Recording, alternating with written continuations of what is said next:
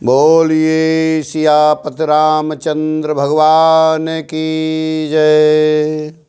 सद्गुरुदेव भगवान की जय। पवन सुत हनुमान जी महाराज की जय।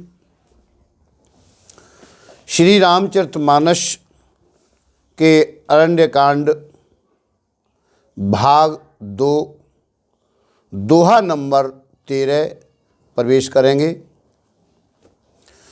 गीधीराज से भेंट भई बहुविध प्रीति बढ़ाई, गोदावरी निकट प्रभु रहे परन ग्रह छाय।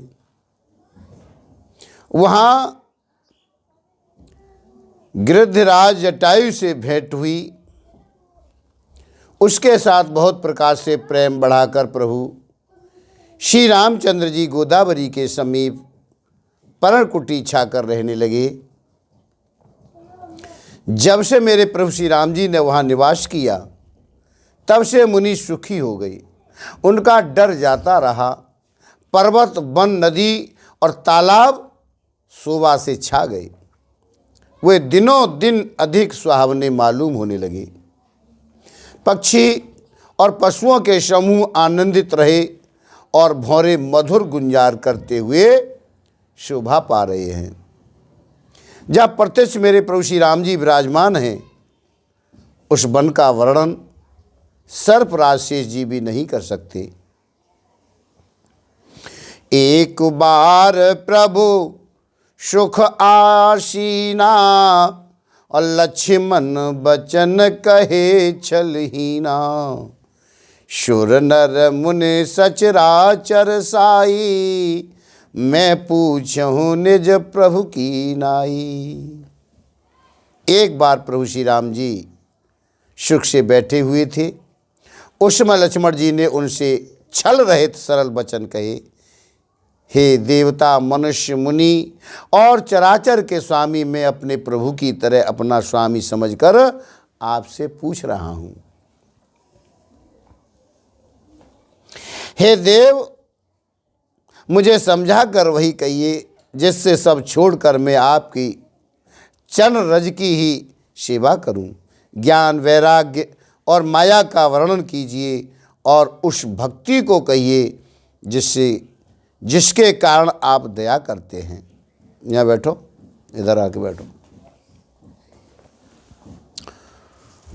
ईश्वर जीव भेद प्रभु सकल कहो समुझाए, जाते हुई चरण रति शोक मोह भ्रम जाए। हे प्रभु, ईश्वर और जीव का भेद भी सब समझा करके कहिए, जिससे आपके चरणों में मेरी प्रीत हो और शोक मोह तथा भ्रम नष्ट हो जाए। श्री राम जी कहने लगे, हे तात, मैं थोड़े में ही सब समझा कर कहे देता हूँ, तुम मन, चित्त और बुद्धि लगा करके सुनो।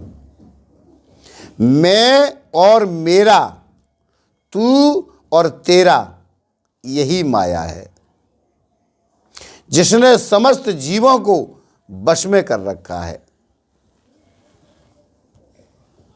मैं और मोर तोरती माया, और जे बस कीने जीव निकाया।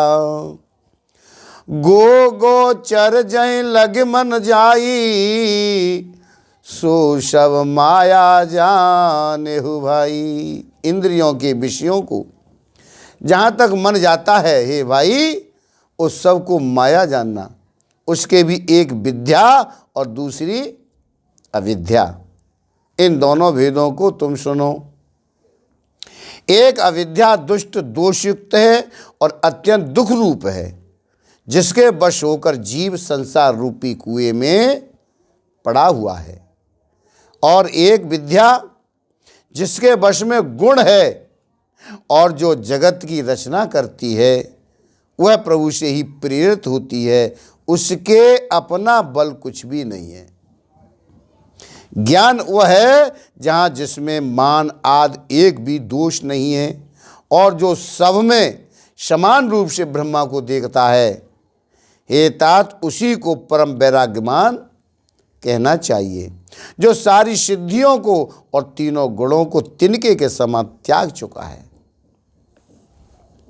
जिसमें मान, दंभ, हिंसा, क्षमा रहित टेढ़ापन, आचार सेवा का अभाव, अपवित्रता, अस्थिरता, मन का निग्रहित न होना और इंद्रियों के विषय में आसक्ति, अहंकार, जन्म, मृत्यु, जरा, व्याधिमय जगत में सुख, बुद्धि, स्त्री, पुत्र, घर आदि में आसक्ति तथा ममता, इष्ट और अनिष्ट की प्राप्ति में हर्ष, शोक, भक्ति का अभाव, एकांत में मन न लगना, विषयी मनुष्यों के संग में प्रेम, ये 18 नहों और नित्य अध्यात्म आत्मा में स्थित तथा तत्व ज्ञान के अर्थ, तत्व ज्ञान के द्वारा जानने योग्य परमात्मा का नित्य दर्शन हो, वही ज्ञान कहलाता है। देखिए गीता अध्याय 13, 7 से 11 तक। माया ईसन आप कहूँ और जान कहिए सो जीव, बंद मोक्ष प्रद सर्व पर माया प्रेरक शिव। जो माया को, ईश्वर को और अपने स्वरूप को नहीं जानता उसे जीव कहना चाहिए, और जो कर्मानुसार बंधन और मोक्ष देने वाला सबसे परे और माया का प्रेरक है वह ईश्वर है। धर्म के आचरण से वैराग्य और योग से ज्ञान होता है तथा ज्ञान मोक्ष का देने वाला, ऐसा वेदों ने वर्णन किया है। और हे भाई, जिससे मैं शीघ्र ही प्रसन्न होता हूं वह मेरी भक्ति है, जो भक्तों को सुख देने वाली है। वह भक्ति स्वतंत्र है, उसको ज्ञान विज्ञान आदि किसी दूसरे साधन का सहारा यानी अपेक्षा नहीं है। ज्ञान और विज्ञान तो उसके अधीन है। हे तात, भक्ति अनुपम एवं सुख की मूल है और वह तभी मिलती है जब संत अनुकूल प्रसन्न होते हैं। अब मैं भक्ति के साधन विस्तार से कह रहा हूं। यह सुगम मार्ग है जिससे जीव मुझको सहज ही पा जाते हैं। पहले तो ब्राह्मणों के चरणों में अत्यंत प्रीत हो और वेद की रीति के अनुसार अपने अपने वर्णाश्रम के कर्मों में लगा रहे। इसका फल फिर विषयों से वैराग होगा। तब वैराग होने पर मेरे धर्म, भागवत धर्म में प्रेम उत्पन्न होगा। तब श्रवण आदि 9 प्रकार की भक्तियां दृढ़ होंगी और मन में मेरी लीलाओं के प्रति अत्यंत प्रेम होगा। जिसका संतों के चरण कमलों में अत्यंत प्रेम हो, मन वचन और कर्म से भजन का दृढ़ नियम हो, और जो मुझको ही गुरु, पिता, माता, भाई, पति और देवता सब कुछ जाने और सेवा में भी दृढ़ हो। मेरा गुण गाते समय जिसका शरीर पुलकित हो जाए, वाणी गदगद हो जाए और नेत्रों से प्रेम आंसुओं का जल बहने लगे और काम, मद और दंभ आदि जिसमें न हो, हे भैया, मैं सदा उसके बस में रहता हूं। बचन कर्म मन मोर गति, भजन करहे निह काम, और तिनके हृदय कमल महु करऊं सदा विश्राम। जिनको कर्म, वचन और मन से मेरी ही गति है और जो निष्काम भाव से मेरा भजन करते हैं, उनके हृदय कमल में मैं सदा विश्राम किया करता हूँ। इस भक्ति योग को सुनकर राज लक्ष्मण जी ने अत्यंत सुख पाया और उन्होंने प्रभु श्री रामचंद्र जी के चरणों में सिर नवाया। इस प्रकार ज्ञान, गुण और नीति कहते हुए कुछ दिन वहाँ बीत गए। शूर्पणखा रावण की बहनी, दुष्ट हृदय दारुण जस अहिनी। पंचवटी सो गई एक बारा, देखी बिकल भई जुगल कुमारा। शूर्पणखा नामक रावण की एक बहन थी जो नागिन के समान भयानक और दुष्ट हृदय की थी। वह एक बार पंचवटी में गई और दोनों राजकुमारों को देख करके बिकल काम से वो पीड़ित हो गई। काकभूषण जी कह रहे हैं, हे गरुड़ जी, शूर्पणखा जैसी राक्षसी धर्म ज्ञान शून्य कामांध स्त्री मनोहर पुरुष को देखकर चाहे वह भाई पिता पुत्र ही हो विकल हो जाती है और मन को नहीं रोक सकती। जैसे सूर्यकांतमणि सूर्य को देखकर द्रवित हो जाती है, ज्वाला से पिघल जाती है। वह सुंदर रूप धरकर प्रभु के पास जाकर के बहुत मुस्कुरा करके कहने लगी, न तो तुम्हारे समान कोई पुरुष है और न मेरे समान स्त्री है। विधाता ने यह संयोग जोड़ा बहुत विचार कर रचा है और मेरे योग पुरुष वर जगत भर में भी नहीं है। मेरे योग्य पुरुष यानी वर जगत भर में नहीं है। मैंने तीनों लोकों को खोज देखा है, इसी से मैं अब तक कुमारी अविवाहित रही। अब तुमको देकर कुछ मन माना चित्त ठहरा है। शीतहि चितई कही प्रभु बाता, अहि कुआर मोर लघु भ्राता। गई लक्ष्मण रिपु भगिनी जानी, प्रभु बिलो की बोले मृदुवानी। सीता जी की ओर देखकर प्रभु श्री रामचंद्र जी ने यह बात कही कि मेरा जो छोटा भैया है ना वो कुंवार है। तब वह लक्ष्मण जी के पास में गई और लक्ष्मण जी उसे शत्रु की बहन समझकर और प्रभु की ओर देखकर कोमल वाणी में कहने लगे। क्या कह रहे लक्ष्मण जी? हे सुंदरी सुन, मैं तो उनका दास हूँ, मैं पराधीन हूँ, अतः तुम्हें सुविधा यानी सुख न होगा। प्रभु समर्थ हैं, कौशलपुर के राजा भी हैं, वे जो कुछ करें उन्हें सब भवता है। सेवक सुख चाहे, सेवक सुख चाहे, भिखारी सम्मान चाहे, व्यसनी जिसे जुए शराब आदि का व्यसन हो, धन और व्यभिचारी शुभ गति चाहे, लोभी यश चाहे और अभिमानी चारों फल अर्थ धर्म काम मुक्त चाहे, तो ये सब प्राणी आकाश को दुहकर दूध लेना चाहते हैं, अर्थात असंभव बात को संभव करना चाहते हैं। सेवक सुख चाहे मान भिखारी और व्यसनी धन शुभ गत विभिचारी।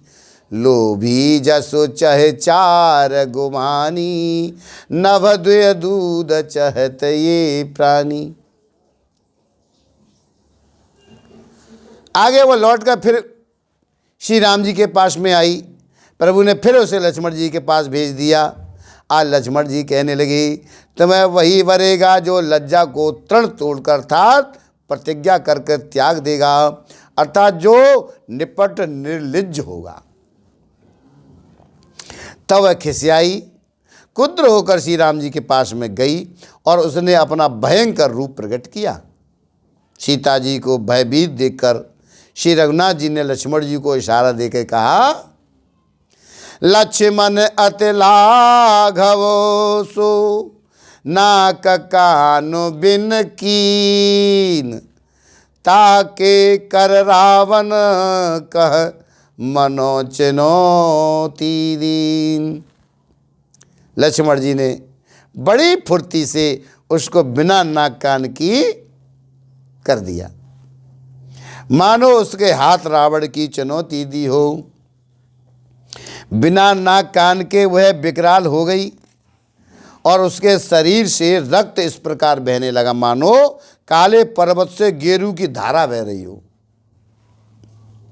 वह विलाप करती हुई खरदूषण के पास में गई और कहने लगी, भैया तुम्हारे पौरुष वीरता को धिक्कार है, तुम्हारे बल को भी धिक्कार है।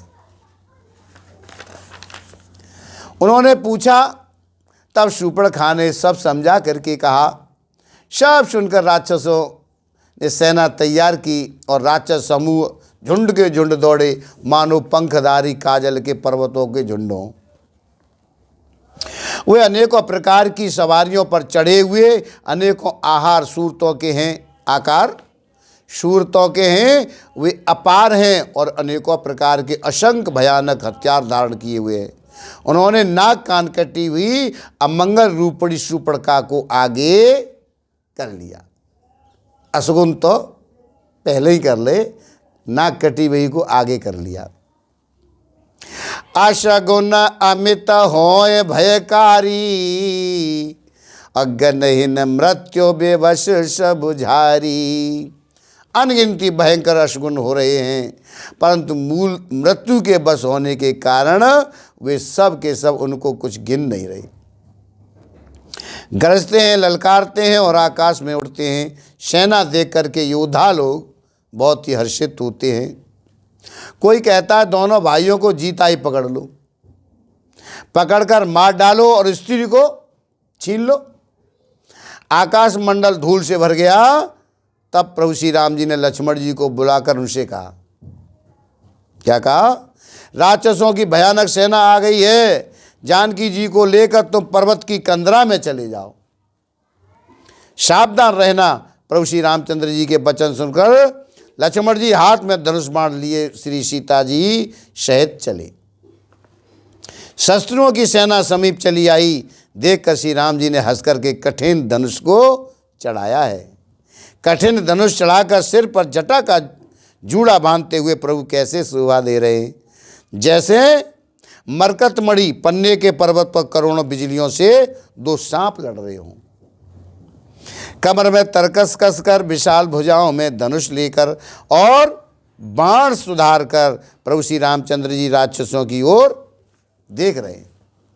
मानो मतवाले हाथियों के समूह को आता देखकर सिंह उनकी ओर ताक रहा है। पकड़ो पकड़ो पुकारते हुए राक्षस योद्धा बाग छोड़कर बड़ी तेजी से दौड़े हुए आए। उन्होंने श्री राम जी को चारों ओर से घेर लिया, जैसे बाल सूर्य उदयकालीन सूर्य को अकेला देखकर मंदेर नामक दैत्य घेर लेते। सौंदर्य माधुरी निधि प्रभु श्री राम जी को देखकर राक्षसों की सेना थकित रह गई। वे उन पर बाण नहीं छोड़ सके। मंत्री को बुलाकर खरदूषण ने कहा, यह राजकुमार कोई मनुष्यों का भूषण है।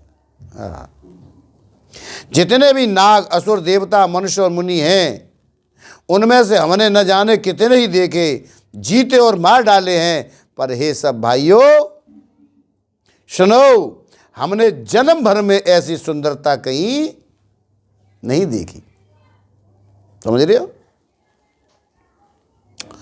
यद्यपि उन्होंने हमारी बहन को कुरूप कर दिया, तथापि अनुपम पुरुष वध करने योग्य नहीं है।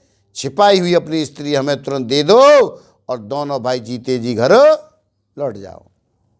मेरा यह कथन तुम लोग उसे सुनाओ और उसका वचन उत्तर सुनकर शीघ्र आओ। दूतों ने जाकर वह संदेश प्रभु श्री राम जी से कहा है। उसे सुनते ही मेरे राम जी मुस्कुराकर कहने लगे, क्या कह रहे? हम क्षत्रिय हैं, वन में शिकार करते हैं और तुम्हारे शरीर के दुष्ट पशुओं को तो हम ढूंढते ही फिरते हैं। हम बलवान शत्रु को देखकर नहीं डरते, लड़ने को आवे तो एक बार तो हम काल से भी लड़ सकते हैं। यद्यपि हम मनुष्य हैं, परंतु दैत्य कुल का नाश करने वाले और मुनियों की रक्षा करने वाले हैं। हम बालक हैं, परंतु दुष्टों को दंड देने वाले। यदि बल न हो तो घर लौट जाओ। संग्राम में पीठ दिखाने वाले किसी को मैं नहीं मारता। रण में चढ़ आकर कपट चतुराई करना, शत्रु पर कृपा करना, दया दिखाना तो बड़ी भारी कायरता है। आज दूतों ने लौट के तुरंत सब बातें कह दी, जिन्हें सुन खरदूषण हृदय अत्यंत जल उठा।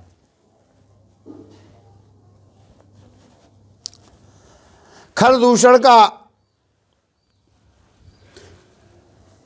का हृदय जल उठा। तब उन्होंने कहा, पकड़ लो, कैद कर लो। यह सुनकर भयानक राक्षस योद्धा बाण, धनुष, तोमर, शक्ति, सांग, शूल, बर्छी, कृपाण, कटार, परगे और फरसा धारण किए हुए दौड़ पड़े। प्रभु श्री राम जी ने पहले धनुष का बड़ा कठोर, घोर और भयानक टंकार किया, जिसे सुनकर राक्षस बहरे और व्याकुल हो गए। उस समय उन्हें कुछ भी होश नहीं रहा। फिर वे शत्रु को बलवान जानकर सावधान होकर दौड़े और श्री राम जी के ऊपर बहुत प्रकार के अस्त्र शस्त्र बरसाने लगे। श्री रघुवीर ने उनके हथियारों को तिल के समान टुकड़े टुकड़े करके काट डाला। फिर धनुष को कान तक तान कर अपने तीर छोड़े। तब भयानक बाण ऐसे चले मानो फुफकारते हुए बहुत से सर्प जा रहे। श्री रामचंद्र जी संग्राम में युद्ध हुए और अत्यंत तीक्ष्ण बाण चले। अत्यंत तीक्ष्ण बाणों को देखकर राक्षस वीर पीठ दिखाकर भाग चले। तब खरदूषण और त्रिशरा तीनों भाई कुद्र होकर बोले, जो रण से भाग कर जाएगा उसका हम अपने हाथों वध करेंगे। तब मन में मरना ठानकर भागते हुए राक्षस लौट पड़े और सामने होकर वे अनेकों प्रकार के हथियारों से श्री राम जी पर प्रहार करने लगे। शत्रु को अत्यंत कुपित जानकर प्रभु ने धनुष पर बाण चढ़ाकर बहुत से बाण छोड़े, जिनसे भयानक राक्षस कटने लगे। उनकी छाती, सिर, भुजा, हाथ, पैर जहाँ तहाँ पृथ्वी पर गिरने लगे। बाण लगते ही वे हाथी की तरह चिंगाड़ते हैं। उनके पहाड़ के समान धड़ कट कट करके गिर रहे हैं। योद्धाओं के शरीर कटकर सैकड़ों टुकड़े हो जाते हैं। फिर माया करके वो उठ खड़े होते हैं। आकाश में बहुत सी भुजाएं और सिर उड़ रहे हैं, तब बिना सिर के धड़ दौड़ रहे हैं। चील या क्रौच, कोए आदि पक्षी और श्यार कठोर और भयंकर कटकट शब्द कर रहे हैं। श्यार कटकटाए, भूत प्रेत और पिशाच खोपड़ियां बटोर रहे अथवा खप्पर भर रहे हैं, और वीर बैताल खोपड़ियों पर ताल दे रहे हैं और योगनियां नाच रही हैं। यह श्री रघुवीर के प्रचंड बाण योद्धाओं के बच्चे स्थल, भुजा और सिरों के टुकड़े टुकड़े कर डालते हैं। उनके धड़ जहां तहां गिर पड़ते हैं, फिर उठते और लड़ते हैं, फिर पकड़ो पकड़ो का भयंकर शब्द करते हैं। माया से अंतड़ियों के एक छोर को पकड़कर गीध उड़ते और उन्हीं का दूसरा छोर हाथ से पकड़कर पिशाच दौड़ते हैं। ऐसा मालूम हो रहा है मानो संग्राम रूपी नगर के निवासी बहुत से बालक पतंग उड़ा रहे हों। अनेकों योद्धा मारे पछाड़े गए, बहुत से जिनके हृदय विदीर्ण हो गए पड़े करहा रहे हैं। अपनी सेना को व्याकुल देखकर त्रिशरा और खरदूषण आदि योद्धा श्री राम जी की ओर मुड़े। अनगिनती राक्षस क्रोध करके बाण, शक्ति, तोमर, फरसा, शूल और कृपाण एक ही बार में श्री रघुवीर पर छोड़ने लगे। प्रभु ने पल भर में शस्त्रों के बाणों को काटकर ललकार कर उन पर अपने बाण छोड़े। सब राक्षस सेनापतियों के हृदय में 10-10 बाण मारे। योद्धा पृथ्वी पर गिर पड़ते हैं और फिर उठकर भिड़ते, मरते नहीं, बहुत प्रकार की अतिशय माया रचते हैं। देवता यह देखकर डरते हैं कि प्रेत राक्षस 14,000 हैं और अयोध्या नाथ श्री राम जी अकेले। उधर सेना कितनी है? 14,000। और इधर राम अकेले हैं। देवता और मुनियों को भयभीत देकर माया के स्वामी प्रभु ने एक बड़ा कौतुक किया है, जिससे शस्त्रों की सेना एक दूसरे को राम रूप देखने लगी और आपस में ही युद्ध करके लड़ रहे बरी। ऐसी माया कर दी कि वो आपस में ही एक दूसरे को राम रूप में देख रहे हैं कि कौन है, ये राम है, मारो। अब वो उसको देख रहा है कि ये राम है, उसको मारो। आपस में ही वो लड़ मरे। तो राम राम कहे तनु तजहि और पावै पद निर्वाण, करे उपाय रिपुमारे क्षण महु कृपा निधान। यही राम है, इसे मारो। इस प्रकार राम राम कहकर शरीर छोड़ते हैं और निर्माण मोक्ष पद पाते हैं। कृपा निधान भगवान श्री राम जी ने यह उपाय करके क्षण भर में शत्रुओं को मार डाला। देवता हर्षित होकर फूल बरसाने लगे। आकाश में नगाड़े बज रहे हैं। फिर सब स्तुति कर करके अनेकों विमानों पर सुशोभित हुए चले गए। जब श्री रघुनाथ जी ने युद्ध में शत्रुओं को जीत लिया, देवता, मनुष्य और मुनि सबके भय नष्ट हो गए, तब लक्ष्मण जी सीता जी को ले आए और चरणों में पड़ते हुए उनको प्रभु ने प्रसन्नता पूर्व उठाकर हृदय से लगा लिया। सीता चितव श्याम मृदु गाता और परम प्रेम लोचन अघाता। पंचवटी बस श्री रघुनायक और करत चरित सुर मुनि सुखदायक।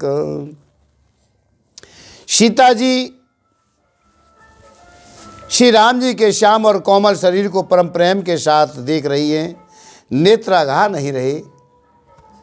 इस प्रकार पंचवटी में बसकर श्री रघुनाथ जी देवता और मुनियों को सुख देने वाले चरित्र करने लगे।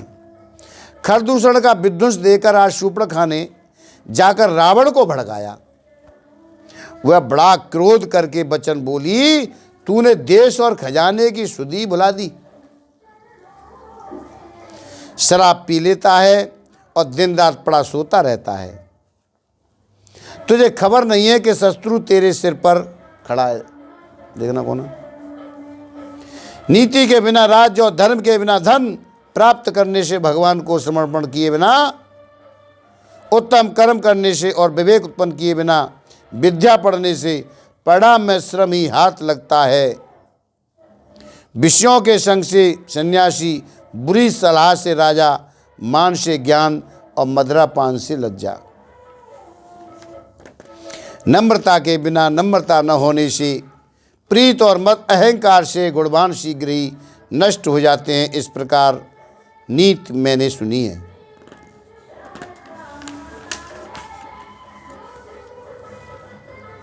कोई आ गया? बाहर से आ गया कोई? आ गया तो उन्हें बैठा लो सावधानी से, आराम से। शत्रु, रोग, अग्नि, पाप, स्वामी और सर्प को छोटा करके नहीं समझना चाहिए, ऐसा कहकर शूर्पणखा अनेक प्रकार से विलाप करके रोने लगी। रावण की सभा के बीच वह व्याकुल होकर पड़ी हुई बहुत प्रकार से रो रो कर कह रही है कि अरे दशग्रीव, तेरे जीते जी मेरी क्या ऐसी दशा होनी चाहिए। आज शूर्पणखा के वचन सुनते ही सभासद अकुला उठे हैं और उन्होंने शूर्पणखा की बाह पकड़कर उसे उठाया और समझाया कि लंकापति रावण ने कहा, अपनी बात तो बता, किसने ये तेरे नाक कान काट लिए हैं। कहने लगी, अयोध्या के राजा दशरथ के पुत्र जो पुरुषों में सिंह के समान हैं,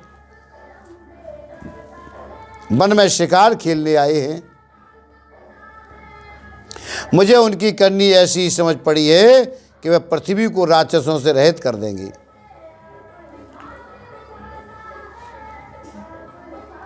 जिनकी भुजाओं का बल पाकर हे दशमुख मुनि लोग वन में निर्भय होकर विचरने लगे हैं। वह देखने में तो बालक हैं, पर हे काल के समान वह परम धीर, श्रेष्ठ, धनुर्धर और अनेकों गुणों से युक्त हैं।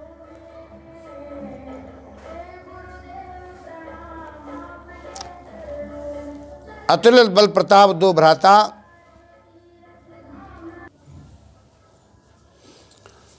दोनों भाइयों का बल और प्रताप अतुलनीय है। वे दुष्टों के वध करने में लगे हैं और देवता तथा मुनियों को सुख देने वाले हैं।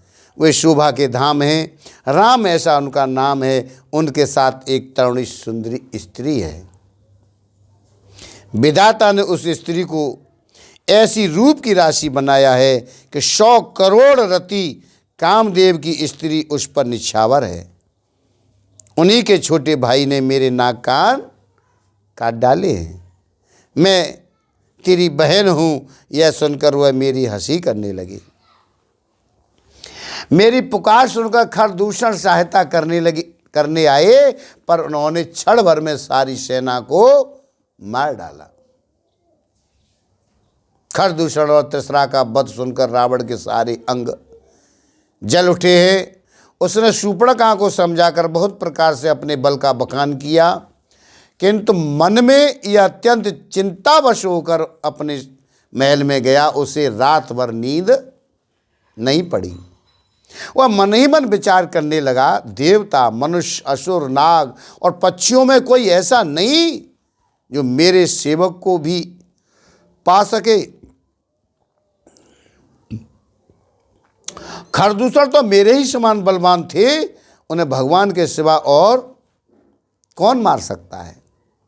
देवताओं को आनंद देने वाले, पृथ्वी का भार हरण करने वाले आज भगवान ही यदि अवतार लिया है, तो मैं जाकर उनसे हठपूर्वक बैर करूंगा और प्रभु के बाण के आघात से प्राण छोड़कर भवसागर से तर जाऊंगा। शोर रंजन भंजन मह भारा, जो भगवंत लीन अवतारा। तो में जाय भैरो हट करऊं, प्रभु शर प्राण तजै भव तरऊं। तुम तामस शरीर से भजन तो होगा नहीं, क्योंकि इस तामस शरीर से भजन तो होगा नहीं।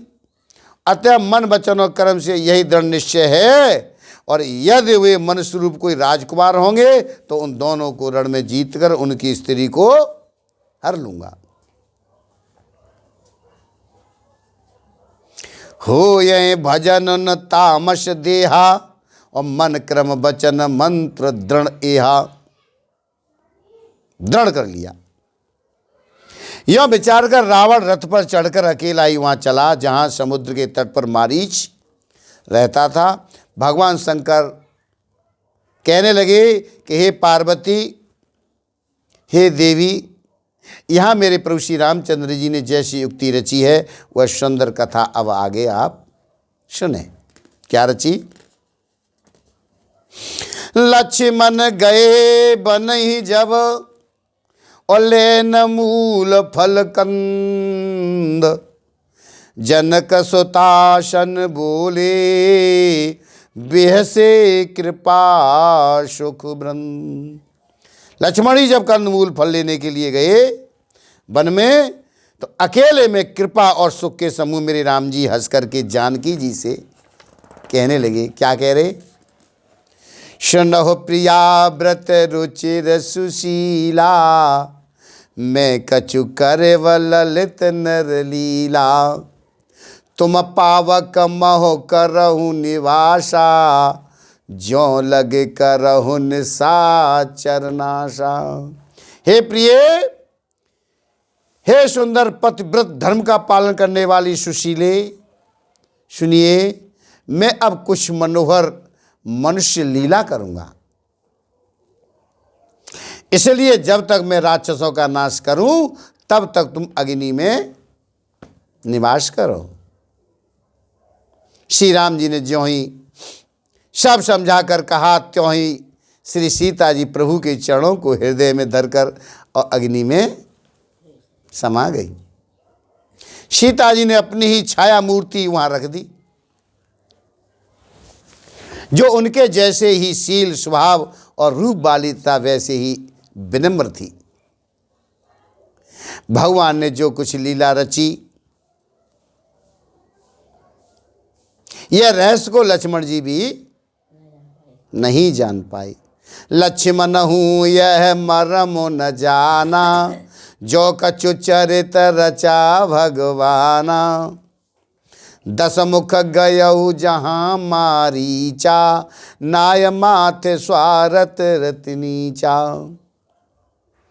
भगवान ने जो कुछ लीला रची है उस रहस्य को आज लक्ष्मण जी भी नहीं जान पाए। स्वार्थ प्राण और नीच रावण वहाँ गया जहाँ मारीच था, उसको सिर नवाया। नीच का झुकना नम्रता की अत्यंत सुखदायी होता है, जैसे अंकुश, धनुष, सांप और बिल्ली का झुकना। हे भवानी, दुष्ट की मीठी वाणी भी उसी प्रकार भय देने वाली होती है जैसे बिना ऋतु के फूल। तब मारीच ने उसकी पूजा करके आदरपूर्वक बात पूछी, हे तात, आपका मन किस कारण इतना अधिक व्यग्र है और आप अकेले आए हैं? भाग्यहीन रावण ने सारी कथा अभिमान सहित उसके सामने कही और फिर कहा, तुम छल करने वाले कपट मृग बनो, जिस उपाय से मैं उस राजवधू को हर लाऊं। तब उसने मारीच ने कहा, हे दस्युष सुनिए, वे मनुष्य रूप में चराचर के ईश्वर हैं, वे हे तात उनसे बैर नहीं कीजिए। उन्हीं के मारने से मरना, उन्हीं के जलाने से जीना होता है, और सबका जीवन मरण उन्हीं के अधीन है। मारीच रावण को इस तरह से समझा रहा है। यही राजकुमार मुनि विश्वामित्र जी के यज्ञ की रक्षा के लिए गए थे। उस समय श्री रघुनाथ जी ने बिना फल का बाण मुझे मारा था, जिससे मैं क्षण भर में 100 योजन पर आ गिरा, और उनसे बैर करने में भलाई नहीं है। मेरी दशा तो भृंगी के कीड़े की सी हो गई। अब मैं जहां तहां श्री राम लक्ष्मण दोनों भाइयों को ही देखता हूं। और हे तात, यदि ये मनुष्य हैं तो भी बड़े शूरवीर हैं, उनसे विरोध करने में पूरा नहीं पड़ेगा, सफलता आपको मिलने वाली नहीं है। जिसने ताड़का और स्वभाव को मारकर शिव जी का धनुष तोड़ दिया, खरदूषण और त्रिसरा का वध कर डाला, ऐसा प्रचंड बली भी कहीं मनुष्य हो सकता है? अतः अपने कुल की कुशल विचार कर आप घर लौट जाइए। सुनकर रावण जल उठा और उससे बहुत सी गालियां दे दी। दुर्वचन कहे, कहा, अरे मूर्ख, तू गुरु की तरह मुझे ज्ञान सिखा रहा है? बता, संसार में मेरे समान योद्धा कौन है? तब मारीच ने हृदय में अनुमान किया कि शस्त्री, शस्त्रधारी और मर्मी भेज जाने वाला समर्थ स्वामी, मूर्ख, धनवान, वैद्य, भाट, कवि और रसोइया, इन 9 व्यक्ति से विरोध बैर करने में कल्याण कुशलता नहीं है। इनसे बैर मत करो। जब मारीच ने दोनों प्रकार से अपना ही मरण देखा, तब उसने श्री रघुनाथ जी की शरण तकी, अर्थात उनकी शरण जाने में ही कल्याण समझा।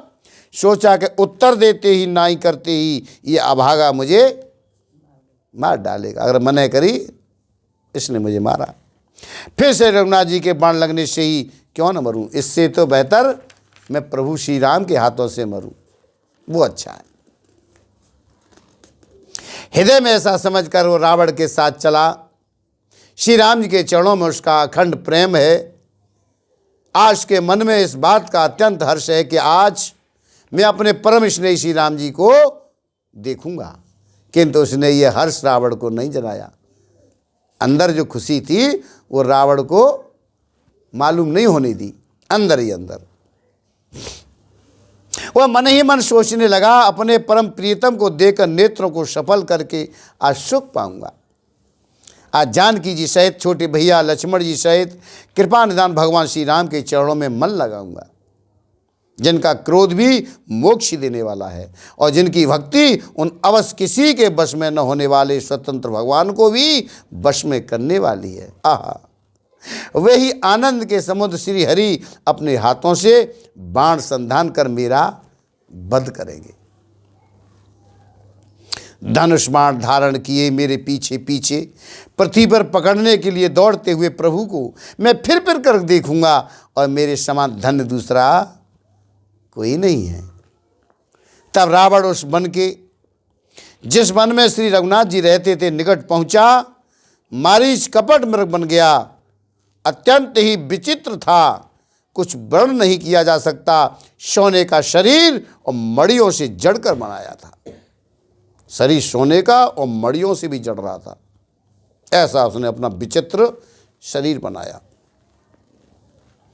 सीता परम रुचिर मृग देखा, अंग अंग सुमनोहर भेसा, सुनहु देव रघुवीर कृपाला, यह मृग कर अति सुंदर छाला।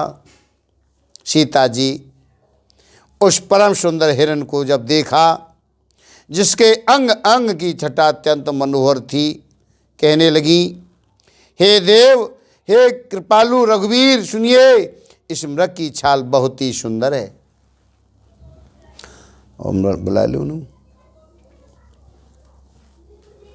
जानकी जी ने कहा है, हे सत्य प्रतिज्ञ प्रभु, इसको मारकर इसका चमड़ा ला दीजिए। तब श्री रघुनाथ जी मारीच के कपट मृग बनने का सब कारण जानते हुए भी आज देवताओं का कार बनाने के लिए हर्षित होकर के उठे। हिरण को देखकर श्री राम जी ने कमर में फेंटा बांधा और हाथ में धनुष लेकर उस पर सुंदर दिव्य बाण चढ़ाया।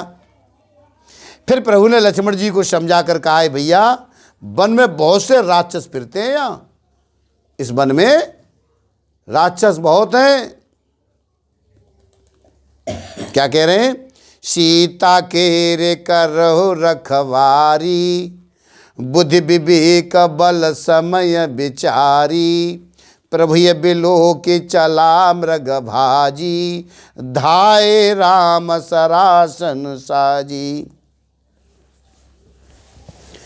तुम बुद्धि और विवेक के द्वारा बल और समय का विचार करके सीता जी की रखवाली करना। प्रभु को देखकर मृग भाग चला।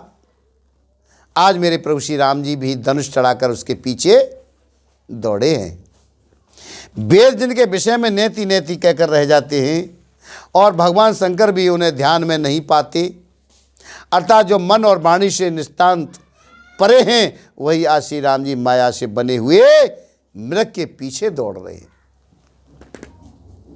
वह कभी निकट आ जाता है, फिर दूर भाग जाता है, और कभी तो प्रकट हो जाता है तो कभी छिप जाता है। इस प्रकार प्रकट होता और छिपता हुआ तथा बहुतेरी छल करता हुआ वह प्रभु को दूर ले गया। तब मेरे राम जी ने तक कर निशाना साध कर कठोर बाण मारा, और जिसके लगते ही वह घोर शब्द करके पृथ्वी पर गिर पड़ा। लक्ष्मण कर प्रथम लिय नामा, पाछे सुमेरे मन मोह रामा, प्राण तजत प्रगट स निज देहा, सुमेरे से राम समेत स्नेहा। पहले लक्ष्मण जी का नाम लेकर उसने पीछे मन में श्री राम जी का स्मरण किया। प्राण त्याग करते समय उसने अपना राक्षसी शरीर प्रकट किया और प्रेम सह श्री राम जी के स्मरण किया। सुजान सर्वज्ञ श्री राम जी ने उसके हृदय के प्रेम को पहचान कर उसे वह गति अपना परम पद दी जो आज मुनियों को भी दुर्लभ है। उसके मन की हृदय की जान ली और मुनियों जैसी उसकी गति और उसका पद मिला। देवता बहुत से फूल बरसा रहे हैं, प्रभु के गुणों की गाथाएं स्तुतियां गा रहे हैं। फिर श्री रघुनाथ जी ऐसे दीन बंधु हैं कि उन्होंने असुर को भी अपना परम पद दे दिया। दुष्ट मारीच को मारकर श्री रघुवीर तुरंत लौट पड़े हैं। हाथ में धनुष है, कमर में तरकश शोभा दे रहा है। इधर जब सीता जी ने दुख भरी बाणी मरते समय मारीच की हा लक्ष्मण की आवाज़ सुनी तो वे बहुत ही भयभीत होकर आज लक्ष्मण जी से कहने लगी, तुम शीघ्र जाओ और तुम्हारे भाई बड़े संकट में हैं। लक्ष्मण जी ने हंस करके कहा, है माता सुनो, जिनके भ्रकुटी विलास भौए के सारे मात्र सारी सृष्टि का लय प्रलय हो जाता है, आज वे प्रभु श्री राम जी क्या कभी सपन में भी संकट में पड़ सकते हैं? और इस पर जब सीता जी कुछ मर्म वचन, हृदय में चुभने वाले वचन कहने लगी, तब भगवान की प्रेरणा से लक्ष्मण जी का मन भी चंचल हो गया। वे सीता जी को वन और दिशाओं के देवताओं को सौंपकर वहां चले हैं जहां रावण रूपी चंद्रमा के लिए आज राहु रूप श्री राम जी थे। रावण सूना मौका देख करके यति सन्यासी के भेष में श्री सीता जी के समीप आया, और जिसके डर से देवता और दैत्य तक इतना डरते हैं कि रात को नींद नहीं आती, आज दिन में भरपेट अन्न नहीं खाते। शोदस शीस स्वान की नाई, इत उत चितय चला भड़ आई, इम कुपंथ पग देत खगेशा, रहन तेज तन बुद्धि बल लेशा। वही 10 सिर वाला रावण आज कुत्ते की तरह इधर उधर ताकता हुआ आज भड़ियाई यानी चोरी के लिए चला है। काकभूषण जी कहने लगे हैं, हे गरुड़ जी, इस प्रकार कुमार पर पैर रखते ही शरीर में तेजता, बुद्धि एवं बल का लेश भी नहीं रह जाता।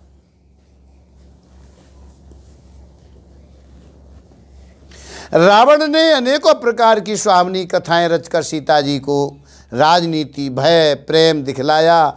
आज सीता जी ने कहा, हे यति गोसाई सुनो, तुमने तो दुष्ट की तरह वचन कहे। तब रावण ने अपना असली रूप दिखलाया और जब नाम सुनाया तब तो सीता जी भयभीत हो गई। उन्होंने गहरा धीरज धर कर कहा, अरे दुष्ट खड़ा तो रह, प्रभु आ गए। और जैसे ही सिंह की स्त्री को तुच्छ खरगोश चाहे, आज वैसे ही अरे राक्षस राज, तू मेरी चाह करके आज काल के वश हुआ है। यह वचन सुनते ही रावण को क्रोध आ गया और परंतु मन में उसने सीता जी के चरणों की वंदना करके सुख माना। आहा, सुनत वचन दस शीस रिसाना और मन महु चरण बंद सुख माना।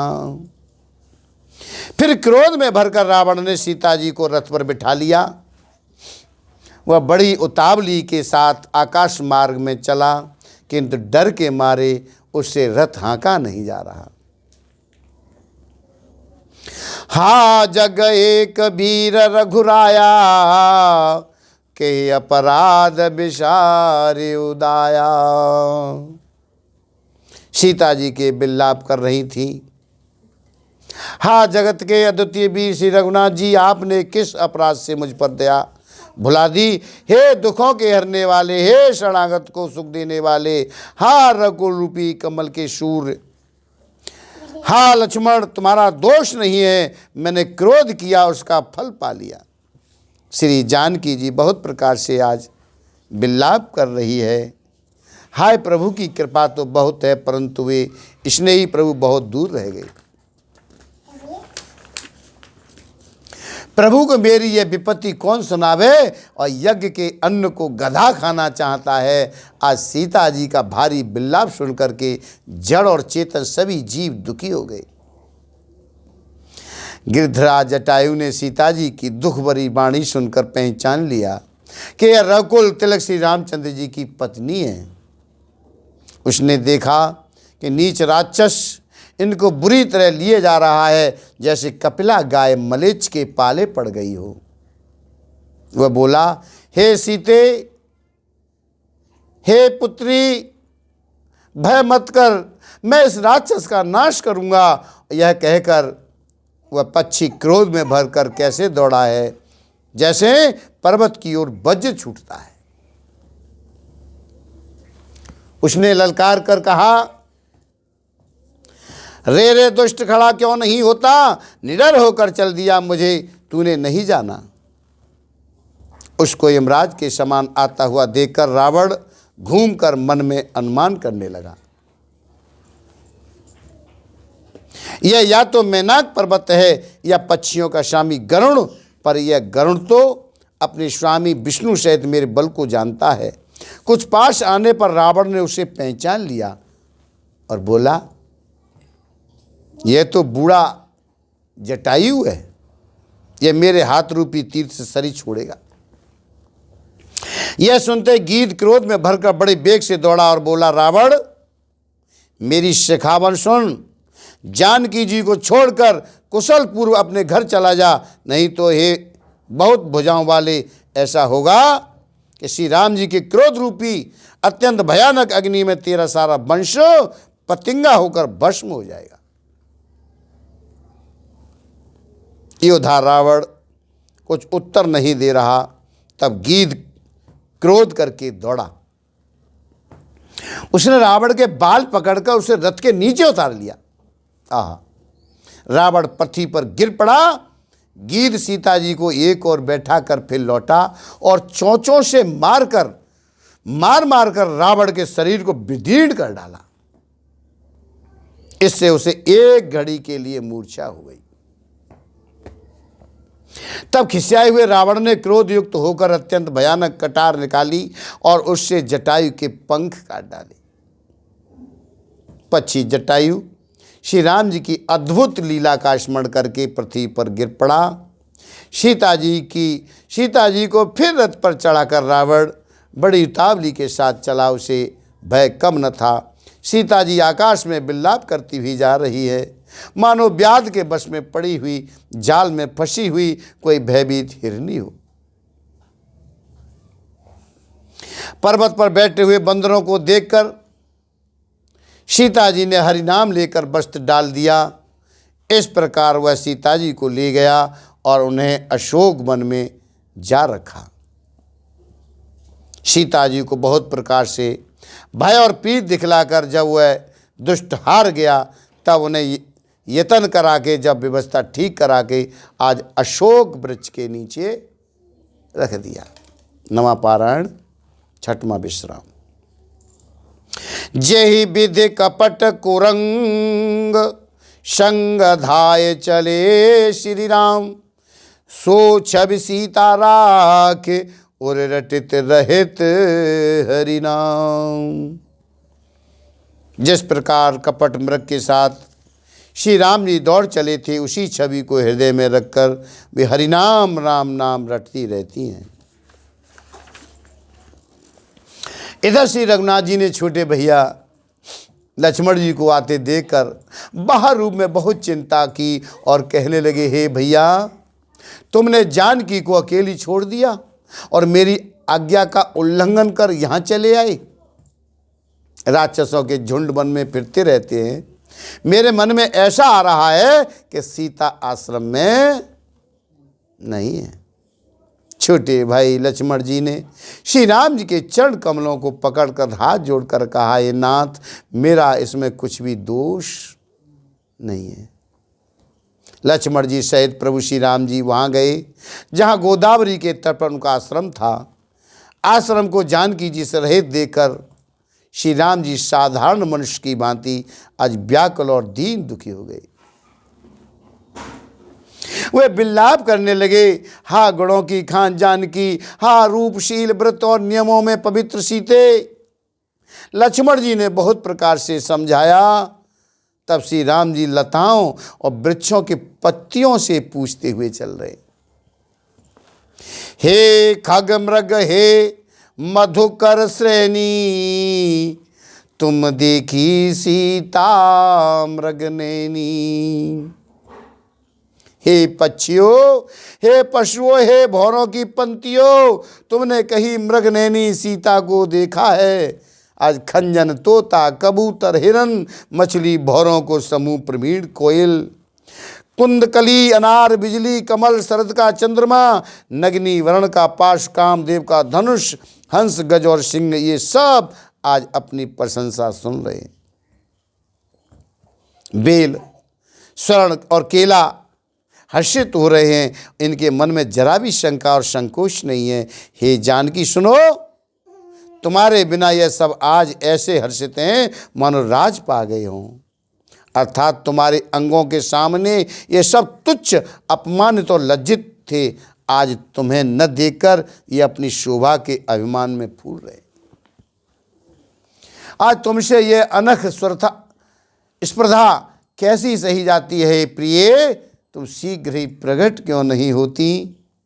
इस प्रकार अनंत ब्रह्मांडों के अथवा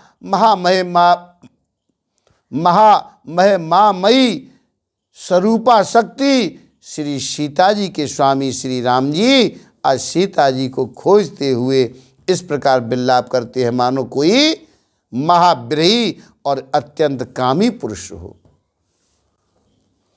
पूर्ण काम आनंद की राशि अजन्मा अविनाशी श्री राम जी मनुष्यों के से चरित्र कर रहे हैं। आगे जाने पर उन्होंने जब गिरधजति जटायु को पड़ा देखा, गिरधपति जटायु को पड़ा देखा, तो श्री राम जी के चरणों का स्मरण कर रहा था, जिनमें ध्वजा, कुलिश आदि की रेखाएं चिन्ह हैं। कृपा सागर भगवान श्री रघुवीर ने अपने कर कमल से उसके सिर का स्पर्श किया, उसके सिर पर कर कमल फेर दिया। शोभाधाम मेरे राम जी, परम सुंदर मुख देखकर उसकी सब पीड़ा जाती रही। तब धीरज धरकर गीध ने ये वचन कहा, हे भव जन्म मृत्यु के भव का नाश करने वाले श्री राम जी सुनिए। हे नाथ, रावण ने मेरी ये दशा की है और उसी दुष्ट ने जानकी जी को हर लिया है। हे गुसाई, वह उन्हें लेकर दक्षिण दिशा को गया है। सीता जी कुर्ज की तरह अत्यंत विलाप कर रही थी। हे प्रभु, मैंने आपके दर्शनों के लिए ही प्राण रोक रखे थे। हे कृपा निधान, अब ये चलना ही चाहते हैं।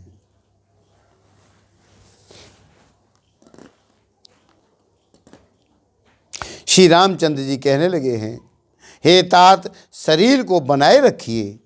तब उसने मुस्कुराते हुए मुँह से यह बात कही है, मरते समय जिनका नाम मुख में आ जाने से अधम महान पापी भी मुक्त हो जाता है, ऐसा वेद गाते हैं।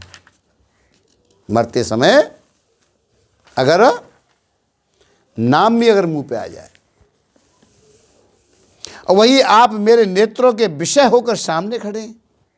हे नाथ, अब मैं किस कमी की पूर्ति के लिए देह को रखूं। नेत्रों में जल भर करके श्री रघुनाथ जी कहने लगे, हे तात, आपने अपने श्रेष्ठ कर्मों से दुर्लभ गति पाई है। जिनके मन में दूसरे का हित बसता है, समाया रहता है, उनके लिए जगत में कुछ भी कोई भी गति दुर्लभ नहीं है। ये तात, शरीर छोड़कर आप मेरे परम धाम में जाइए। मैं आपको क्या दूं? आप तो पूर्ण काम है, सब कुछ पा चुके हैं।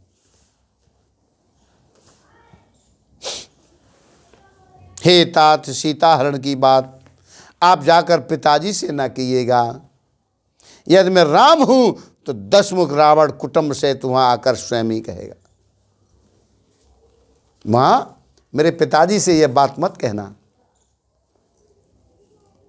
अगर मैं राम हूं तो रावण ही खुद जाकर के बताएगा।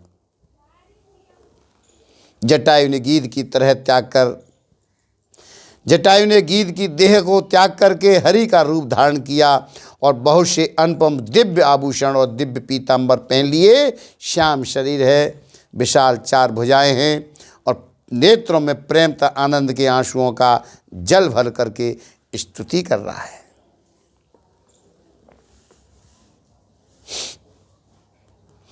जय राम रूप अनूप निर्गुण, शगुन गुण प्रेरक सही। 10 शीस बाहो प्रचंड खंडन, चंड शर मंडन मही। हे राम जी, आपकी जय हो।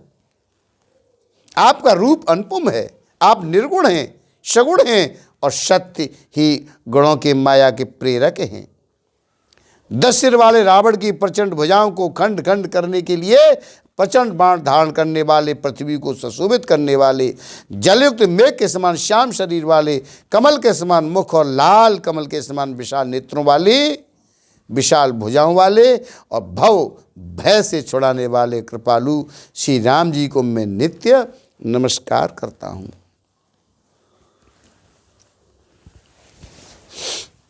आप अपरिमित बल वाले हैं, अनादि हैं, अजन्मा हैं, अव्यक्त हैं, निराकार है, एक अगोचर अलक्ष्य है गोविंद। वेद वाक्यों द्वारा जानने योग्य, इंद्रियों से अतीत, जन्म मरण और सुख और दुख, हर्ष और शोकाद धुन्नों को हरने वाले, विज्ञान की घन मूर्ति और पृथ्वी के आधार हैं। तथा जो संत राम मंत्र को जपते हैं, उन अनंत सेवकों के मन को आनंद देने वाले हैं। उन निष्काम प्रिय निष्काम जनों के प्रेमी अथवा उन्हें प्रिय तथा काम आदि दुष्ट वृत्तियों के दल का दलन करने वाले मेरे राम जी को मैं नित्य नमस्कार करता हूँ। जिनको श्रुतियाँ निरंजन माया से परे ब्रह्म व्यापक निर्विकार जन्म रहित कहकर गान करती हैं, मुनि उन्हें ध्यान ज्ञान वैराग्य और योग आदि अनेक साधन करके पाते, अनेक साधन करके पाते हैं। आज वही करुणाकंद शोभा के समूह स्वयं श्री भगवान प्रकट होकर जड़ चेतन समस्त जगत को मोहित कर रहे हैं।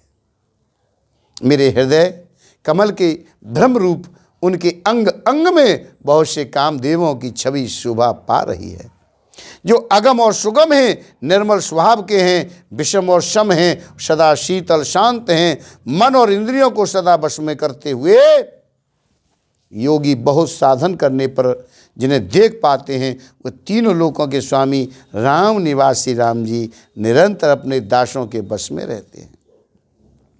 आज वही मेरे हृदय में निवास करें। जय हो, जिनकी पवित्र कीर्ति आवागमन को मिटाने वाली है।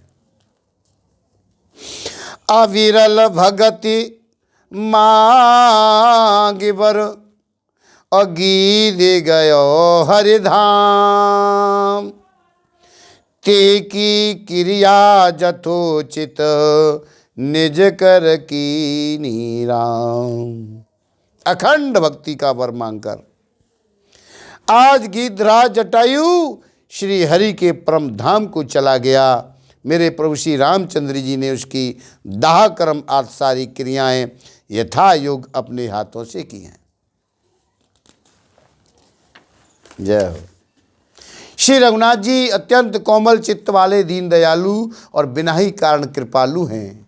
आज गीध पक्षियों में भी अधम पक्षी मांसाहारी था, आज उसको भी वो दुर्लभ गति दी है जिसे योगी जन मांगते हैं। सुनहो उमाते लोग अभागी, हरे तज होए विषय अनुरागी। पुण्य सीतै खोजत दो भाई, चले बिलोकत बन बहुताई। भगवान शंकर कह रहे हैं, हे पार्वती, हे देवी, सुनिए, वे लोग अभागे हैं जो भगवान को छोड़कर विषयों से अनुराग करते हैं। भगवान छोड़ दे और संसार में लगे हैं। फिर दोनों भाई सीता जी को खोजते हुए आगे चली और वन की सघनता देखते जा रहे हैं। वह सघन वन लताओं और बच्चों से भरा है। उसमें बहुत से पक्षी, मृग, हाथी और सिंह रहते हैं। श्री राम जी ने रास्ते में आते हुए कबंध राक्षस को मार डाला। उसने अपने शाप की सारी बात कही और बोला, दुर्वासा जी ने मुझे शाप दिया था।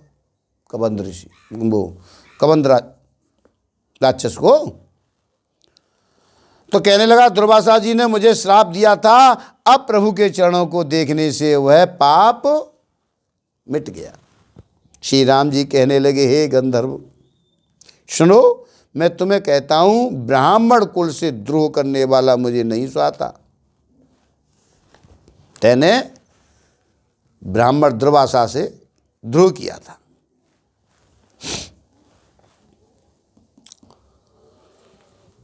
मन वचन और कर्म से कपट छोड़कर जो भूदे ब्राह्मणों की सेवा करता है, आज मुझ समेत ब्रह्मा शिव आज सब देवता उसके बस में हो जाते हैं। श्राप देता हुआ, मारता हुआ, कठोर वचन कहता हुआ भी ब्राह्मण पूजनीय है, ऐसा संत कहते हैं। शील और गुण से हीन भी ब्राह्मण पूजनीय है, और गुणगणों से युक्त और ज्ञान में निपुण भी शूद्र पूजनीय नहीं है। श्री राम जी ने अपना धर्म भागवत धर्म कहकर उसे समझाया। अपने चरणों में प्रेम देकर वह उनके मन को भाया। तदंतर श्री रघुनाथ जी के चरण कमलों में सिर नवाकर वह अपनी गति गंधर्व का स्वरूप पाकर के आकाश में चला गया। उधर श्री राम जी उसे गति देकर शबरी जी के आश्रम पर पधारे हैं। आज शबरी जी ने श्री राम जी को घर में आए देखा, तब मुनि मतंग जी के वचनों को याद करके उनका मन प्रसन्न हो गया।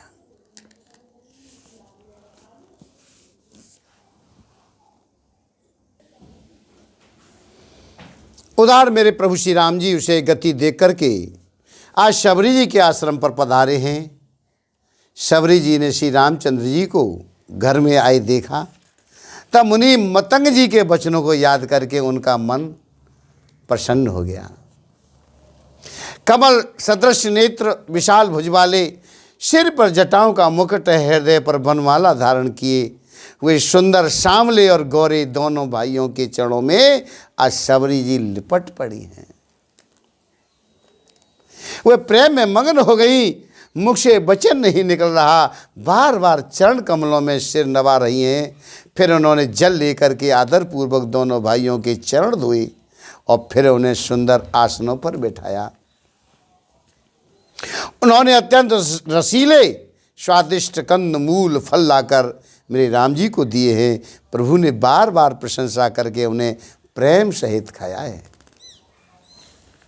फिर वे हाथ जोड़कर आगे खड़ी हो गईं और प्रभु को देखकर उनका प्रेम अत्यंत बढ़ गया है। उन्होंने कहा, मैं किस प्रकार आपकी स्तुति करूं, मैं नीच जाति की और अत्यंत मूढ़ बुद्धि हूं।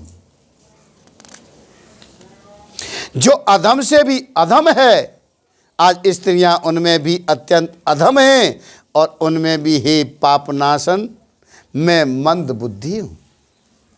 श्री रघुनाथ जी कहने लगे, हे भामिनी मेरी बात सुन, मैं तो केवल एक भक्ति ही का संबंध मानता हूँ।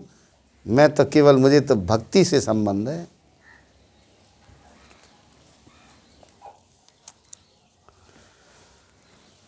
जाति पाति कुल धर्म बढ़ाई, धन बल कुटुंब गुण और चतुरता, इन सब के होने पर भी भक्ति से रहित मनुष्य कैसा लगता है, जैसे जलहीन बादल शोभाहीन दिखाई पड़ता है।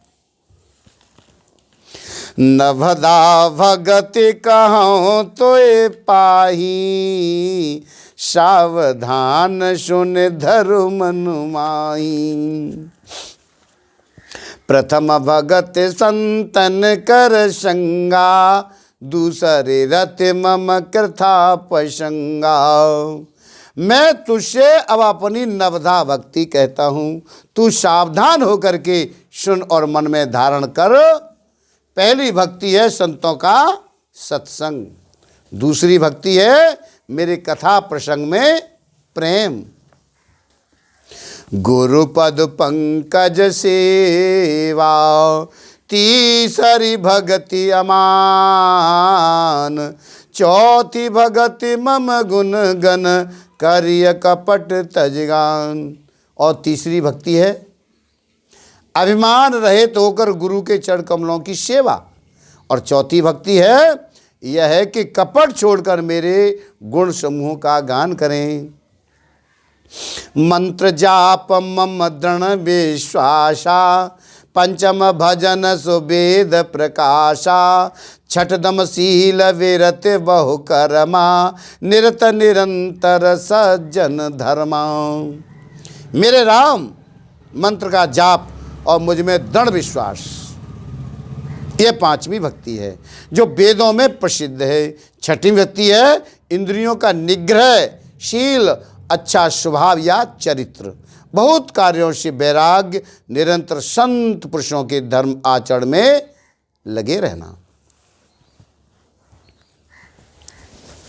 सातम मम मोय मय जग देखा, मोते संत अधिक कर लेखा, आठम जथा लाभ संतोषा, सपने नहीं देखे पर दोषा। सातवीं भक्ति है जगत भर को समभाव से आज मुझ में ओत प्रोत रम्य देखना और संतों को मुझसे भी अधिक करके मानना, संतों को मुझसे भी अधिक माने। आठवीं भक्ति है जो कुछ मिल जाए उसी में संतोष करना और सपन में भी पराये दोषों को न देखना। नवम सरल सवचन छलहीना, नवम सरल सवसन छलहीना, मम भरोसा ही हरस नदीना, नम महो एको जिनके होई, नारे पुरस सचराचर कोई। नवी भक्ति है सरलता और सबके साथ कपट रहित बर्ताव करना, हृदय में मेरा भरोसा रखना और किसी भी अवस्था में हर्ष और दैन्य विषाद न होना। इन नवों में से जिनकी एक भी होती है वह स्त्री हो चाहे पुरुष हो, चाहे जड़ हो, चाहे चेतन, कोई भी हो। सोयत सिय प्रिय भामिन मोरे, सकल प्रकार भगत दृढ़ तूरे। जोगी वृंद दुर्लभ गति जोई, तो कहूँ आज सुलभ भय सोई।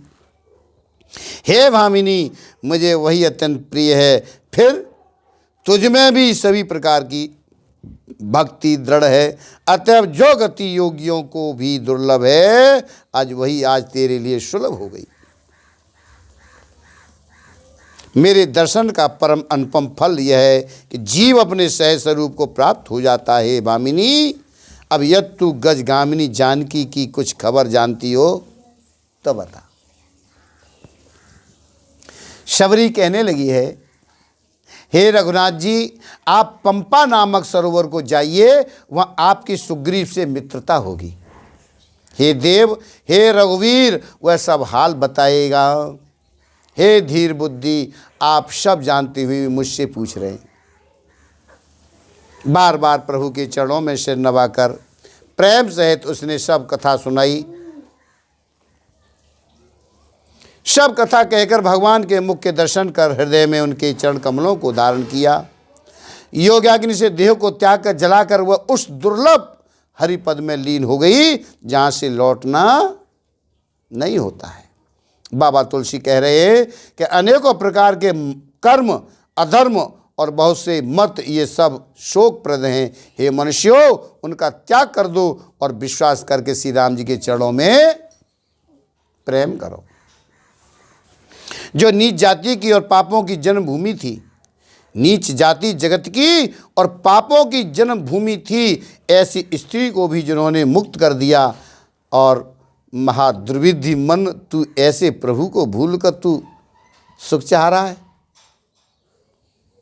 श्री रामचंद्र जी ने उस वन को भी छोड़ दिया, आगे चले हैं। आज दोनों भाई अतुलनीय बलवान और मनुष्यों में सिंह के समान हैं। प्रभु बिरही की तरह आज विषाद करते हुए अनेकों कथाएं और संवाद कहते हैं। हे लक्ष्मण, जरा वन की शोभा तो देखो, इसे देखकर किसका मन क्षुब्ध नहीं होगा। पक्षी और पशुओं के समूह सभी स्त्री सहित हैं, मानो वह मेरी निंदा कर रहे हैं। हमें देखकर सब जब डर के मारे हिरणों के झुंड भागने लगते हैं, तब हिरनियाँ उनसे कहती हैं, तुमको भय नहीं है? तुम तो साधारण हिरणों से पैदा हुए हो, अतः तुम आनंद करो। ये तो सोने का हिरण खोजने आए हैं, तुम क्यों डर रही हो? हाथी हथनियों को साथ लगा लेते हैं, मानो मुझे शिक्षा दे रहे हैं कि स्त्री को कभी अकेली नहीं छोड़ना चाहिए। शिक्षा दे रहे हैं कि स्त्री को कभी अकेला नहीं छोड़ना चाहिए। भली बात चिंतन किए हुए शास्त्र को भी बार बार देखते रहना चाहिए। अच्छी तरह सेवा किए हुए भी राजा को वश में नहीं समझना चाहिए।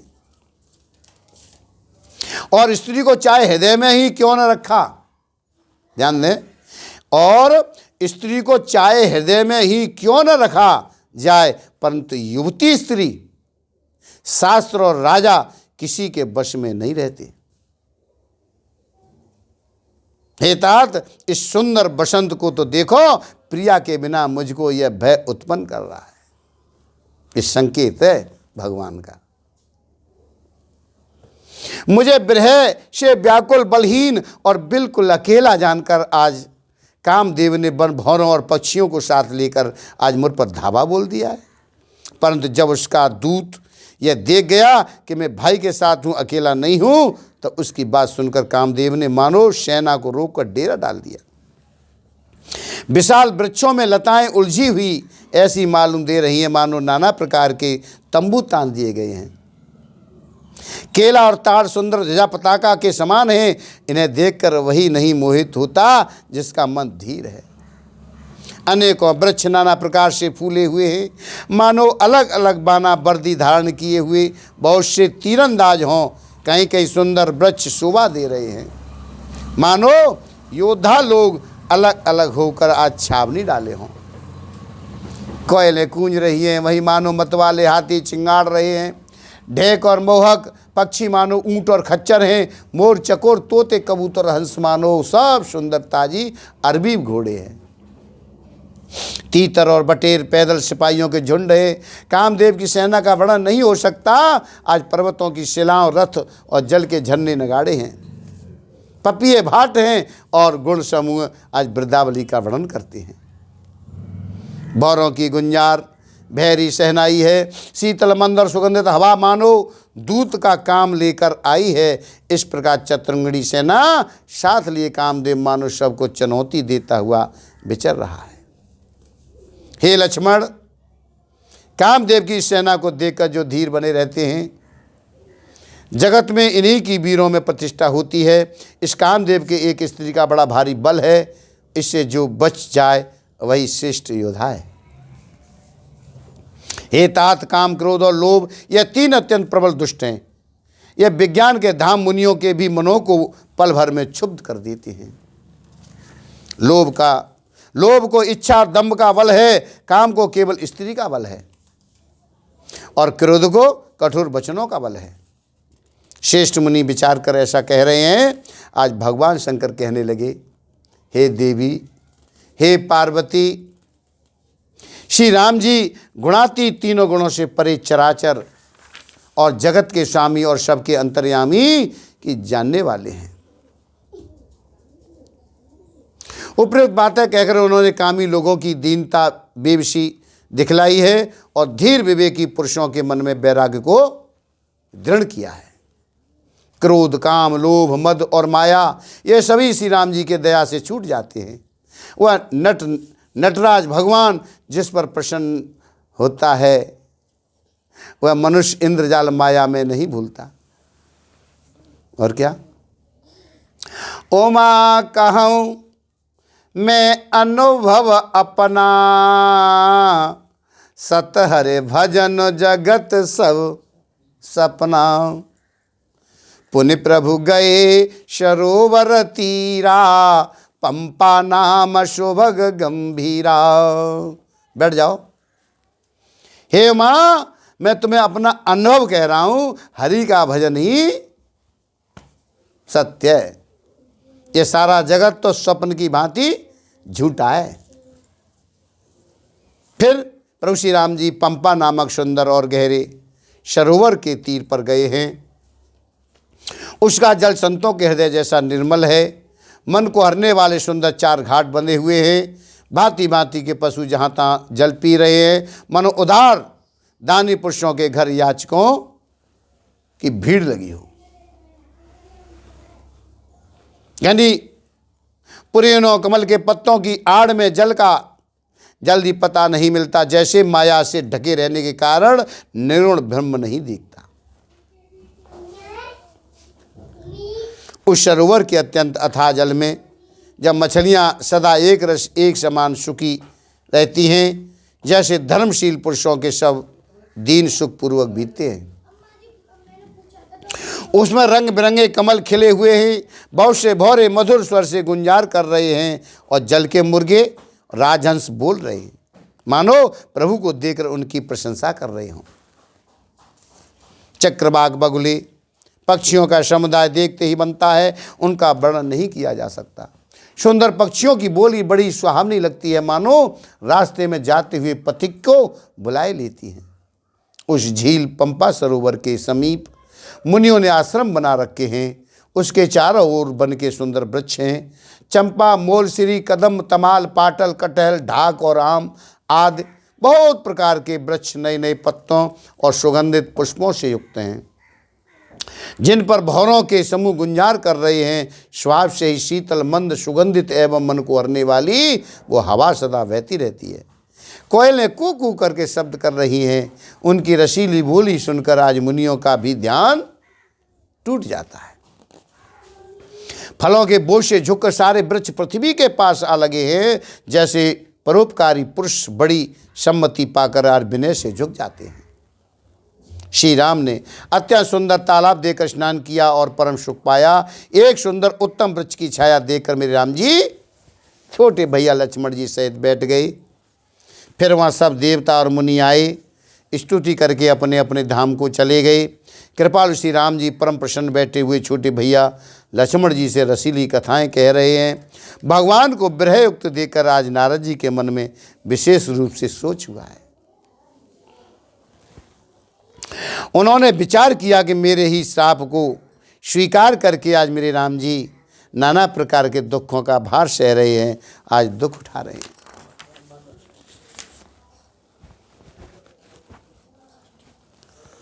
प्रभु ऐसे भक्त वत्सल प्रभु को जाकर देखूं, फिर ऐसा अवसर न बन आवेगा, यह विचार कर नारद जी हाथ में बीड़ा लिए हुए वहां गए जहां मेरे प्रभु सुखपूर्वक बैठे हुए हैं। नारद जी वे कोमल वाणी से प्रेम के साथ बहुत प्रकार से बखान बखान कर आज रामचरित का गान करते हुए चले आ रहे थे। दंडवत करते देख करके मेरे राम जी ने आज नारद जी को उठा लिया और बहुत देर तक हृदय से लगाए रखा। फिर स्वागत कुशल पूछकर पास बैठा लिया। आज लक्ष्मण जी ने आदर के साथ उनके चरण धोए। बहुत प्रकार से विनती करके प्रभु को मन में प्रसन्न जानकर तब नारद जी कमल समान हाथों को जोड़ करके वचन कहने लगे। क्या कह रहे? हे स्वभाव से ही उदार श्री रघुनाथ जी सुनिए, आप सुंदर अगम और सुगम वर के देने वाले हैं। हे स्वामी, मैं एक वर मांगता हूं, वह मुझे दीजिए। यद्यपि आप अंतर्यामी होने के नाते सब जानते हैं। मेरे राम जी कहने लगे हैं, हे मुनि, तुम मेरा स्वभाव जानते ही हो। क्या मैं अपने भक्तों से कभी कुछ छिपाव करता हूं? मुझे ऐसी कौन सी वस्तु प्रिय लगती है जिसे हे मुनिश्रेष्ठ तुम नहीं मांग सकते? मुझे भक्त के लिए कुछ भी अध्यय नहीं है। ऐसा विश्वास भूल कर भी मत छोड़ो। तब नारद जी हर्षित होकर कहने लगे, मैं ऐसा वर मांगता हूं, ये धृष्टता करता हूं। यद्यपि प्रभु के अनेकों नाम हैं, वेद कहते हैं कि वे सब एक से एक बढ़कर हैं, तो भी हे नाथ, राम नाम सब नामों से बढ़कर हो और पाप रूपी पक्षियों के समूह के लिए यह बधिक के समान हो। यद्यपि प्रभु के नाम अनेका, श्रुति कह अधिक एक का, राम सकल नामन ते अधिका, हो नाथ अग खग गन वधिका। आपकी भक्ति पूर्णिमा की रात्रि है, उसमें राम नाम यही पूर्ण चंद्रमा होकर और अन्य सब नाम तारागढ़ होकर भक्तों के हृदय रूपी निर्मल आकाश में निवास करो। नारद जी ये वर मांग रहे हैं भगवान श्री राम से। कृपा सागर मेरे राम जी ने मुनि से एवं मस्त ऐसा ही कहा। तब नारद जी ने मन में अत्यंत हर्षित होकर प्रभु के चरणों में मस्तक नवा दिया। श्री रघुनाथ जी को अत्यंत प्रसन्न जानकर नारद जी फिर कोमल वाणी में कहने लगे, हे राम जी, हे रघुनाथ जी सुनिए, जब आपने अपनी माया को प्रेरित करके मुझे मोहित किया था, तब विवाह में चाहूं कीना, प्रभ के कारण करे न दीना, सुन मुने तो ये कहूँ सहरोषा, भजय जे मोह तज सकल भरोसा। तब मैं विवाह करना चाहता था, हे प्रभु, आपने मुझे किस कारण विवाह नहीं करने दिया? प्रभु कहने लगे, हे मुनि सुनो, मैं तुम्हें हर्ष के साथ कह रहा हूं कि जो समस्त आशा भरोसा छोड़कर केवल मुझको ही बचते हैं, तो क्या करते हैं भगवान उनकी?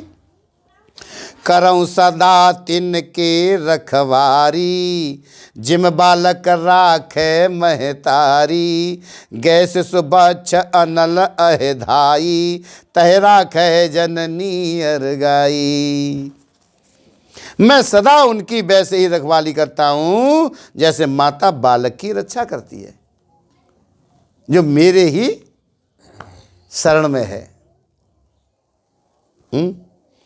जिसे मेरा ही आसार भरोसा है, मैं उसकी कैसे रखवाली करता हूं? जैसे माँ बच्चे की रखवाली करती है।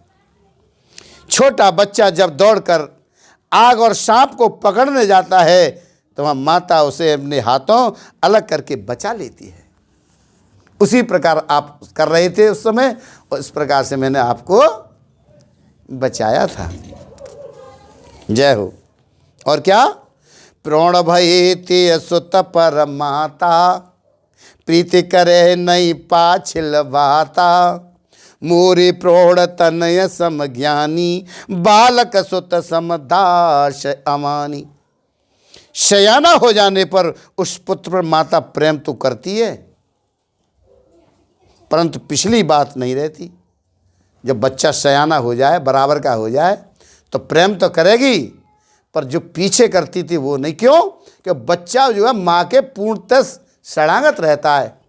अच्छा, बच्चा भोजन करना नहीं जाना तो तुम उसको भोजन नहीं कराती हो, और जब भोजन करने लग जाए तब फिर तुम कराती हो अपने हाथों से? नहीं कराती हो।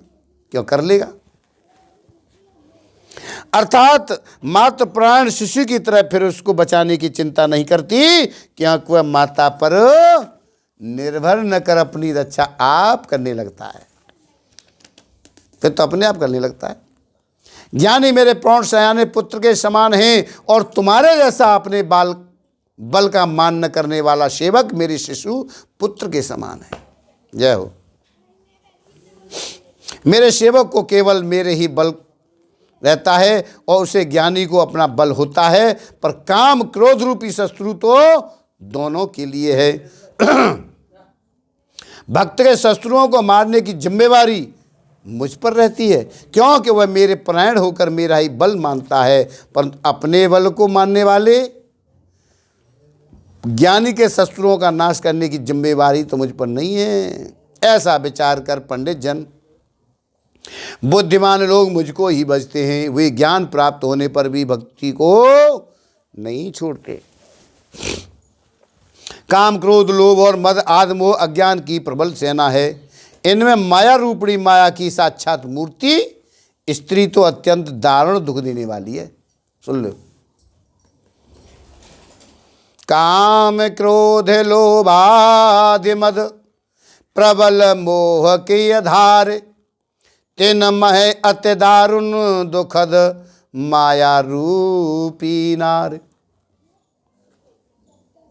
हे मुनि सुनो, प्राण वेद और संत कहते हैं कि मोह रूपी वन को विकसित करने के लिए स्त्री बसंत ऋतु के समान है। जप तप नियम रूपी संपूर्ण जल के स्थानों को स्त्री ग्रीष्म रूप होकर सर्वथा सोख लेती है। जय हो। काम क्रोध मद और मत्सर डाह आदि मेंढक हैं, इनको वर्षा ऋतु होकर हर्ष प्रदान करने वाली एकमात्र यही स्त्री है।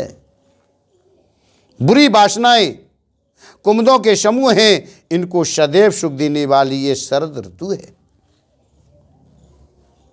समस्त धर्म कमलों के झुंड हैं, यह नीच विषय जन्य सुख देने वाली स्त्री हिम ऋतु होकर इन्हें जला डालती है।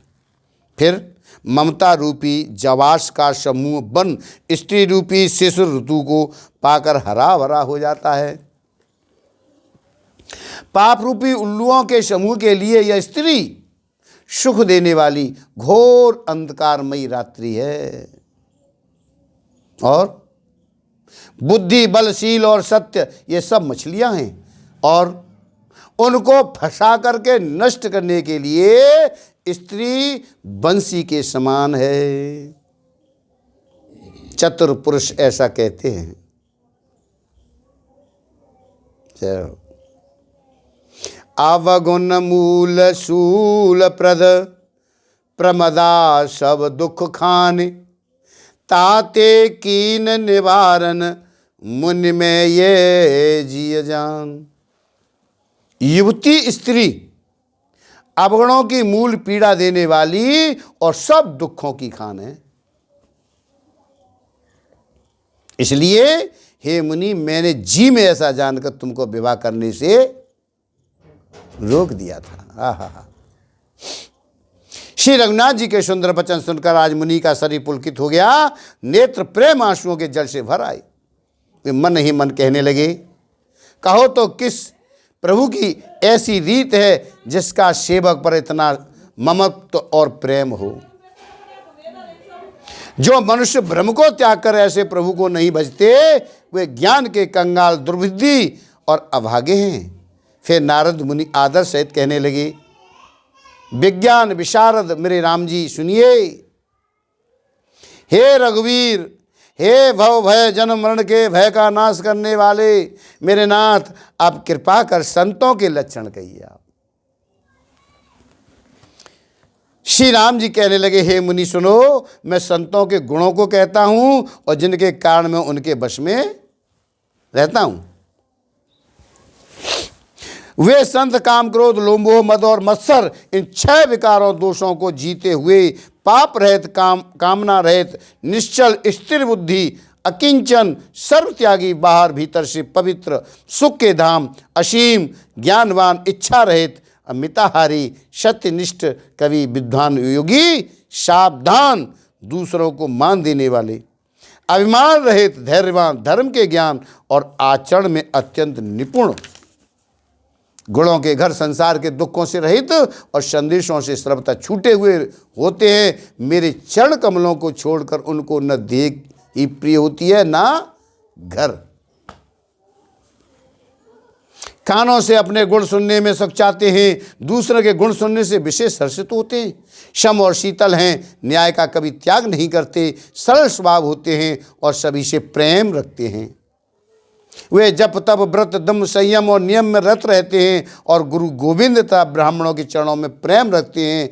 उनमें श्रद्धा, क्षमा, मैत्री, दया, मुदिता, प्रसन्नता और मेरे चरणों में निष्कपट प्रेम होता है तथा वैराग, विवेक, विनय, विज्ञान, परमात्मा के तत्व का ज्ञान और वेद पुराण का यथार्थ ज्ञान रहता है। वे दंभ, अभिमान और मद कभी नहीं करते और भूलकर भी कुमार्ग पर पैर नहीं रखते। सदा मेरी लीलाओं को गाते सुनते हैं और बिना ही काल दूसरों के हित में लगे रहने वाले होते हैं। मुनि सुनो, संतों के जितने गुण हैं उनको सरस्वती और वेद भी नहीं कह सकते, शेष और शारदा भी नहीं कह सकते। सुनते ही नारद जी ने परशुराम जी के चरण कमल पकड़ लिए। दीन बंधु कृपालु प्रभु ने इस प्रकार अपने श्रीमुख से अपने भक्तों के गुण कहे। भगवान के चरणों में बार बार सिर नवाकर राज नारद जी ब्रह्मलोक को चले गए। बाबा तुलसीदास कह रहे हैं कि वे पुरुष धन्य हैं जो सब आशा छोड़कर केवल श्री हरि के रंग में रंग गए हैं। रावनार जस पावन गावे सुनय जे लोग, राम भगत दृढ़ पावही बिनु विराग जप जोग। जो लोग रावण के शत्रु श्री राम जी का पवित्र यश गावेंगे और सुनेंगे वे वैराग जप और योग के बिना ही प्रभु श्री राम जी की दृढ़ भक्ति पावेंगे। दीप शिखा सम जुवति तन, मन जन हो से पतंग, भजय राम तज काम मद, करे सदा सतसंग। सियावर रामचंद्र पद जय शरणम, शंकर हरि ओम। सिया राम जय जय, हनुमान हरि की जय। युवती स्त्रियों का शरीर दीपक की लौ के समान है। हे मन, तू उसका पतंगा न बन। काम और मद को छोड़कर मेरे प्रभु श्री रामचंद्र जी का भजन कर और सदा सत्संग कर। बोलो सियापत रामचंद्र भगवान की जय।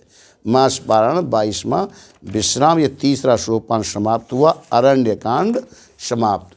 जय जय श्री राम।